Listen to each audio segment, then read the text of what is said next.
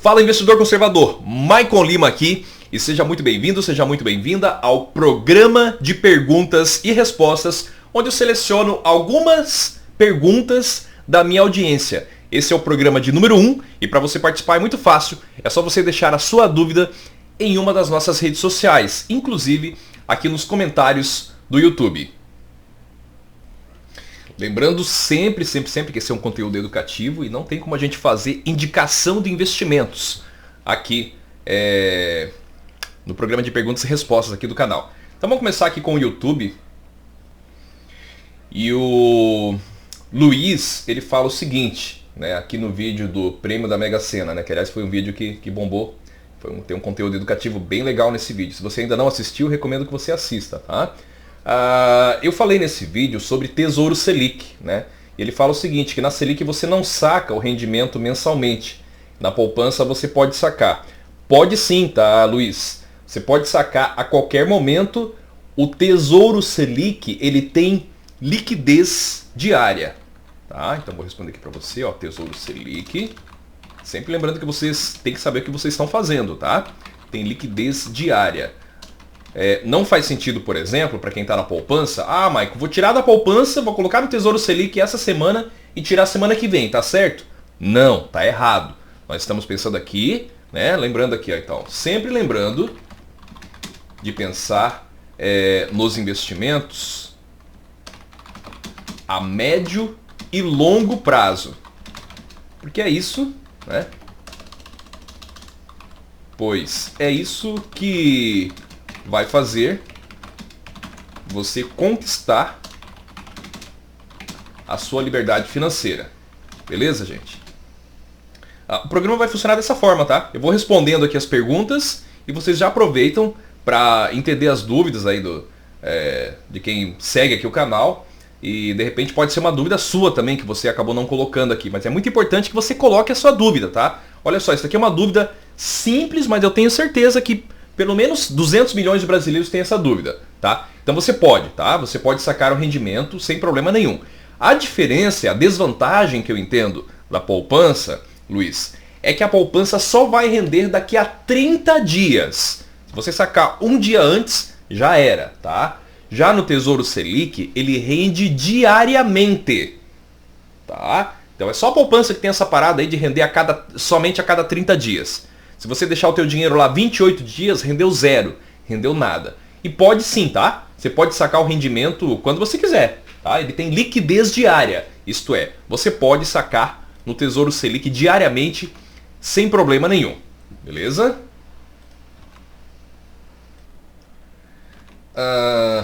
O Fábio agradece pela aula, legal, tamo junto, show de bola. Obrigado por acompanhar o canal. O FF aqui, ele fala, é uma diferença incrível para quem já sabe investir. E ele está falando aqui sobre os juros compostos. Então o que acontece? Se você sabe, por exemplo, a diferença entre investir e financiar, porque veja bem, nesse vídeo eu falei sobre juros compostos, né? Então se você sabe a diferença entre investir e financiar, né? E o principal, sabe usar os juros compostos a seu favor,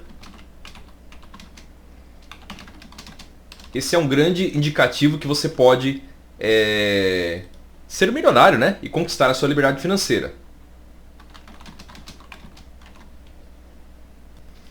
Acho que eventualmente eu vou pausar aqui, tá, pessoal? Eu pausei, preenchi e respondi, para o vídeo não ficar muito grande. Então qual que é a questão aqui? A gente está falando sobre os juros compostos, né? Só que a maioria das pessoas usam os juros compostos ao seu desfavor. Por exemplo, deixa eu mostrar uma conta aqui para você. Então olha só, quando a gente vai aqui na calculadora do cidadão, tá? Que ela está disponível aí publicamente, é só escrever calculadora do cidadão no Google. E vamos colocar aqui, ó, financiamento com prestações fixas, né? E a maioria das pessoas, eu sei que elas financiam carro, financiam casa, o próprio governo financia, né? Aí com tesouro, mas vamos lá. Vamos imaginar que você vai financiar um carro em 60 parcelas, né? Com um juro médio aí, nessa faixa mesmo, tá? De 2,5%. Financiei a 1%. do Videodó, tá? E você, quanto é que tá? Sei lá, vamos botar um carro aí de 50 mil? 50, 50 mil reais. Então olha só, pessoal. Você financiou um carro de 50 mil reais, tá? Presta atenção. Você está pagando em uma parcela de R$ 1.600, isso aqui é muito comum, tá? E você está pagando um total de 97 mil nesse carro. Um carro de 50 mil, que você tirou ele da loja, ele vai tá valendo aí, sei lá, 40, 45 mil, né? E você pagou um total de 97 mil. Só de juros você pagou mais de 47 mil reais. Ou seja, você comprou um carro para você e deu de graça um carro para o banco. Entenderam? Então é por isso que de vez em quando eu coloco lá no store. Olha só esse monte de carro. Cada uma pessoa dessa daqui, né, a maioria das pessoas compram um carro financiado. Então cada uma dessas pessoas comprou um carro para você e deu de presente um carro para o banco. Essa é a forma de você usar os juros compostos, que o FF comentou, a seu desfavor. Agora, como que você usa os juros compostos a seu favor? Então vamos lá. Vamos de novo aqui. Vamos imaginar que você vai durante, sei lá, 20 anos da sua vida, menos, 10 anos, né, a um juro de 1%, o que é totalmente normal e possível, tá? E você vai depositar aqueles mesmos R$ 1.600 do carro. Presta atenção nessa conta. 1.600,00. Olha só.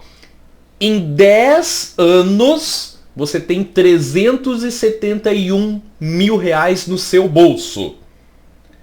Entenderam?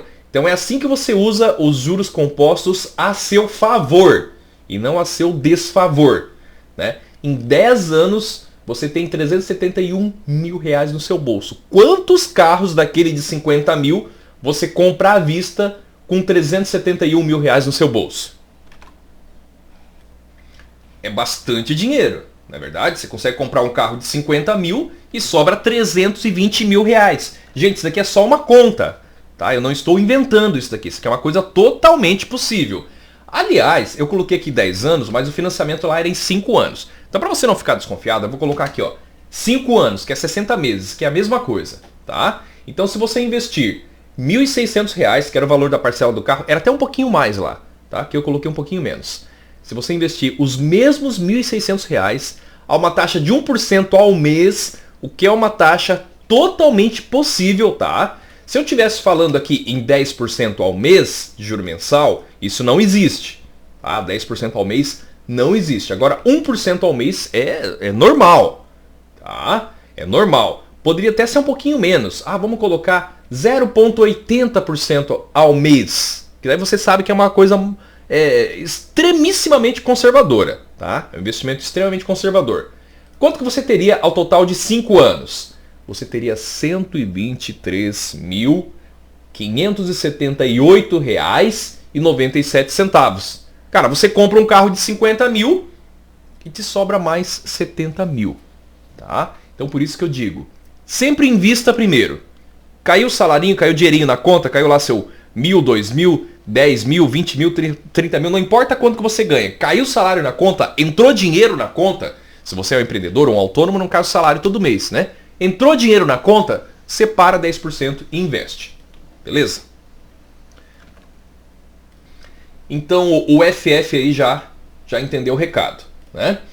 A Aline fala aqui que foi o melhor vídeo sobre o assunto.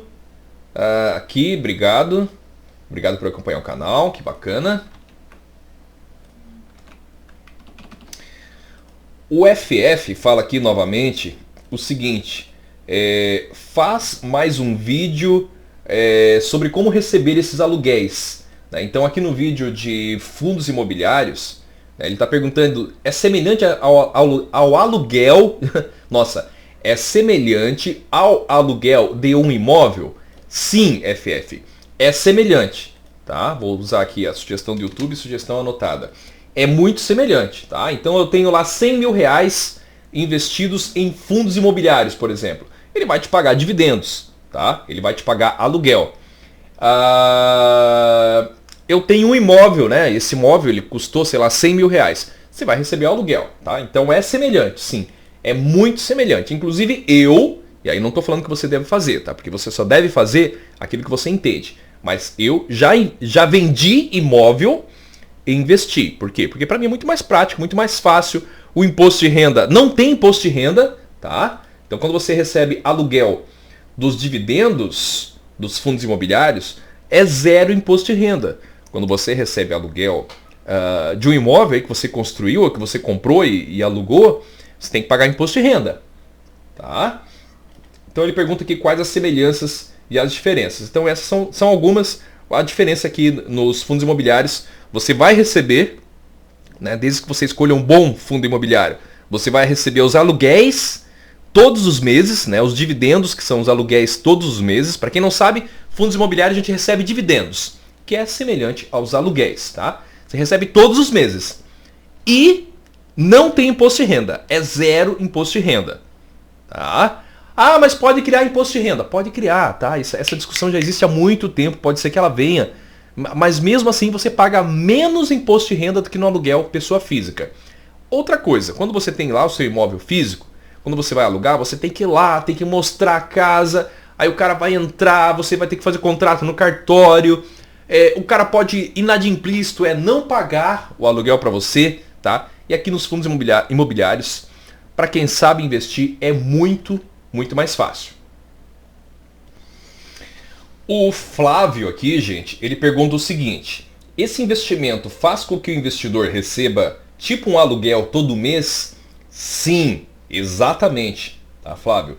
Os fundos imobiliários, eles fazem você receber os dividendos, que é muito semelhante a um aluguel. Então, ó, pessoal, respondi aqui para o Flávio, né? Ele perguntou se esse investimento faz com que o investidor receba tipo um aluguel todo mês. Exatamente isso. Quando você investe em bons fundos imobiliários, é muito semelhante a você comprar imóveis para locação, porém conta com algumas vantagens adicionais, né? Como eu já falei para o FF lá em cima, né? Isenção no pagamento do imposto de renda, tá? Então o aluguel aqui não tem imposto de renda no caso dos fundos imobiliários, né? Outra vantagem, zero incomodação com o inquilino. Mas quem que é o inquilino? O inquilino é aquele cara que paga o aluguel para você, né? Às vezes tem gente que não sabe o que é inquilino. E assim, com todo respeito, né? Mas tem inquilino que incomoda pra cacica, né? Ah, deu um problema aqui na torneira, sei lá, deu um problema no telhado, e você vai lá arrumar a casa lá, né? Aqui nos fundos imobiliários não tem nada disso, tá? Você simplesmente compra o fundo imobiliário pela bolsa e o inquilino não vai ligar para você, tá? Não, porque já existe uma equipe lá para fazer a manutenção do prédio, né? Então zero incomodação com o inquilino, zero tempo perdido no cartório. Ah, vou no cartório reconhecer firma da assinatura. Não tem nada disso, tá? E não corre o risco de inadimplência quando você escolhe um fundo imobiliário bastante diversificado, beleza? O Ironilson está falando ótima aula, obrigado. Obrigado por acompanhar.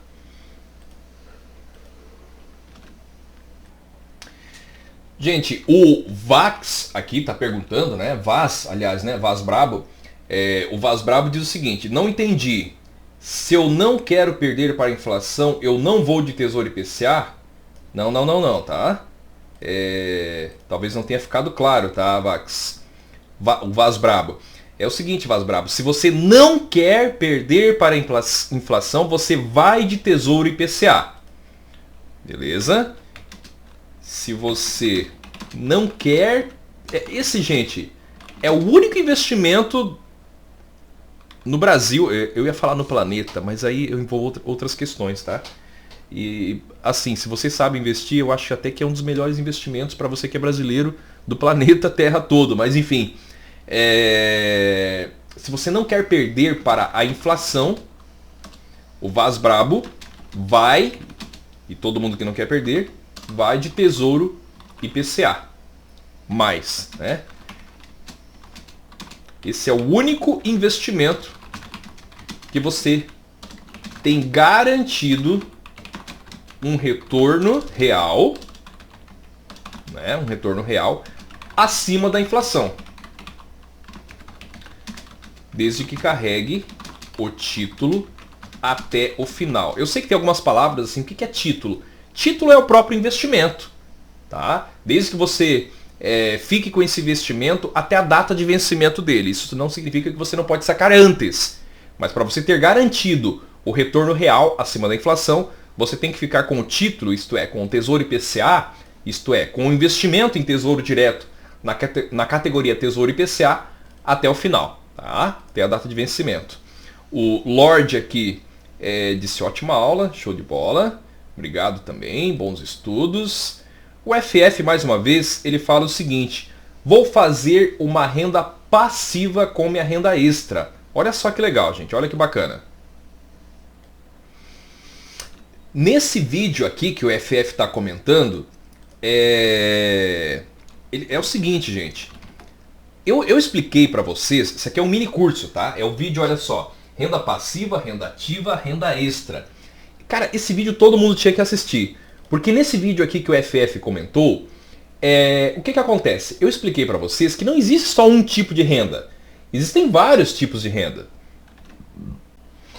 E as pessoas pensam muitas vezes que existe só a renda chamada renda principal, que é aquela renda que você, estudei, fiz uma faculdade, né? Quem fez faculdade, quem não fez, fiz uma pós-graduação, quem fez, quem não fez, ou fiz, sei lá, um curso técnico, de repente, sei lá, né? Ou não fiz uma faculdade, mas fui lá, trabalhei, eu ganhei um salário, eu ganho aqui 5 mil. Cara, isso se chama renda principal. Existem outros tipos de renda para completar aí a sua roda financeira, tá? Então, muito interessante a gente focar.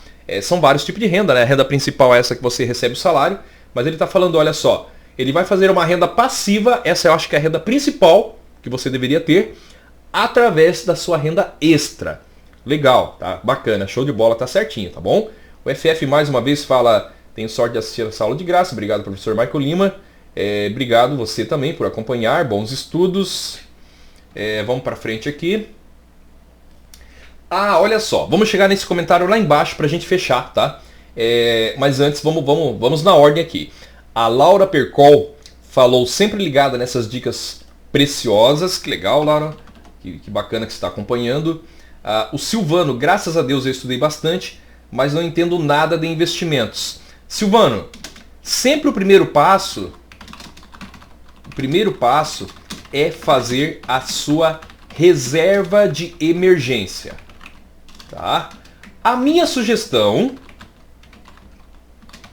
é que ela, né, a reserva de emergência, seja feita fora da poupança, tá? Porque senão você continua refém dos grandes bancos e os grandes bancos não estão nem aí para você, tá bom? Então, não entendo nada de investimentos. O que eu devo fazer?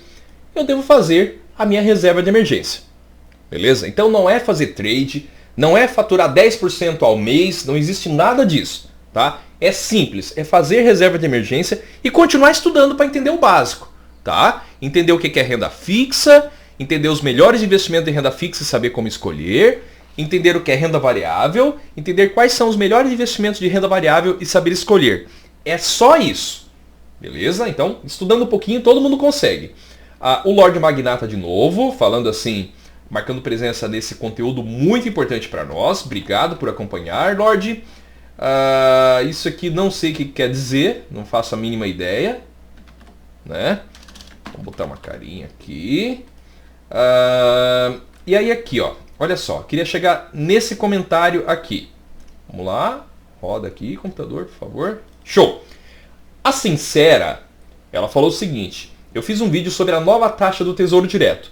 E ela falou o seguinte, olha, não sei se vale a pena, a taxa é muito alta. Então a gente vai fechar com a resposta a esse comentário. Tá certo, pessoal? A gente vai fechar o vídeo de hoje com a resposta ao comentário da Sincera. Então, olha só.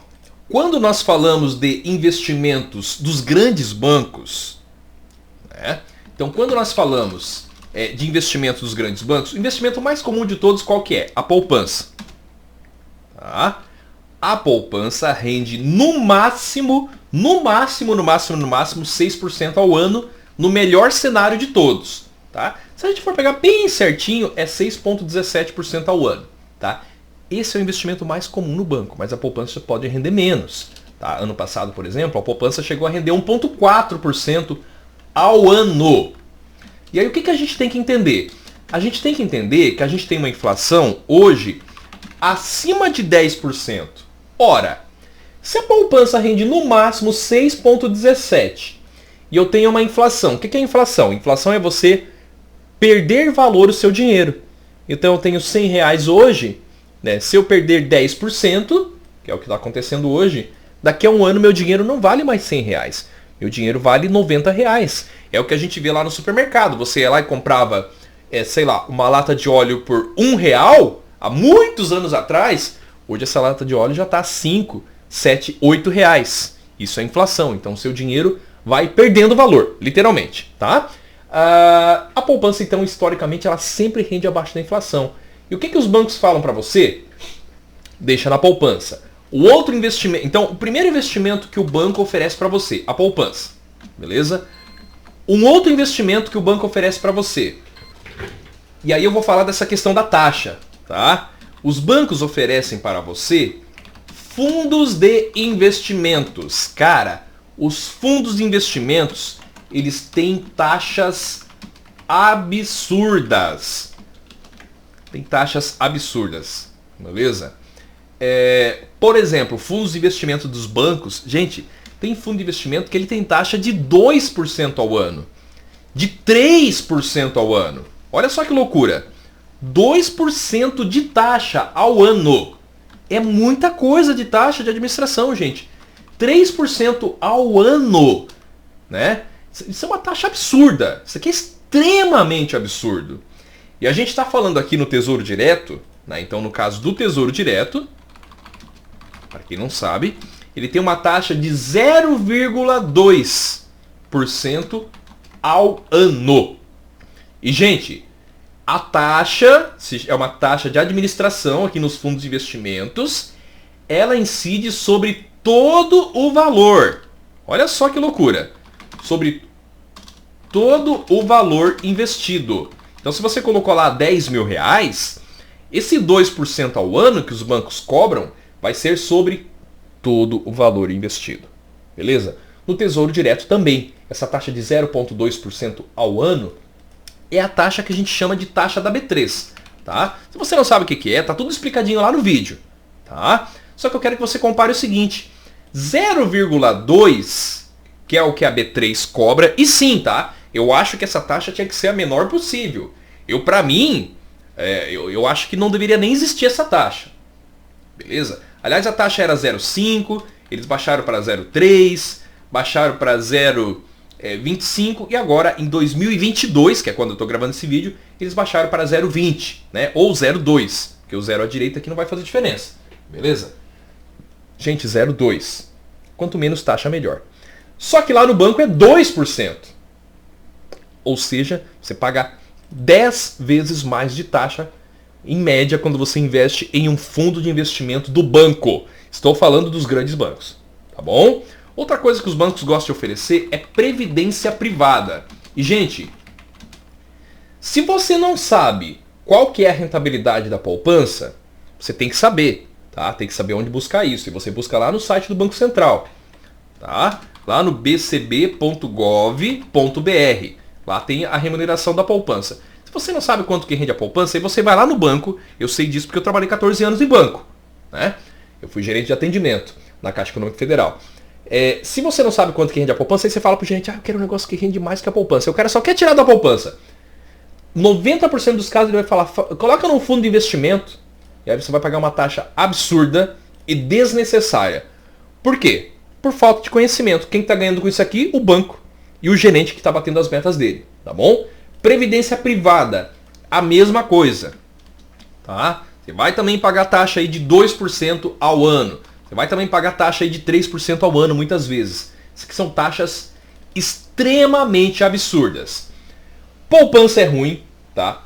Por padrão. Poupança é tudo igual. Tá? Existe leis, né? Existe lei federal. Então todos os bancos que têm caderneta de poupança, a rentabilidade vai ser sempre a minúscula rentabilidade, sempre a mesma. Fundos de investimentos, você tem que saber analisar o fundo. E aí quando você vai lá e fala com o gerente, na maioria das vezes quando você pergunta, você não sabe analisar o fundo. E aí o que acontece? Você investe num fundo de investimento ruim, tá? Então tem fundos de investimentos bons e tem fundos de investimentos ruins. Previdência privada, a mesma coisa. Tem previdências boas e tem previdências ruins, tá? Tesouro Direto, gente, tem investimentos aí para curto, médio e longo prazo, tá? E eu discordo, tá? que a taxa é alta. 0,2 eu acho que a taxa tinha que ser menor, porque eu não gosto de pagar taxa e eu invisto sim em tesouro, tá? Mas comparado ao que os bancos oferecem, é uma taxa muito pequena, tá bom? Então, respondendo aqui a sincera, a taxa do Tesouro Direto é 10 vezes menor quando comparamos com as taxas cobradas nos investimentos oferecidos pelos grandes bancos. Esse foi então o nosso programa de perguntas e respostas. Aliás, nosso primeiro programa de perguntas e respostas. Espero que vocês tenham gostado. Lembre-se sempre que investir não é tabu. Um grande abraço e até o próximo vídeo, pessoal. Tchau, tchau.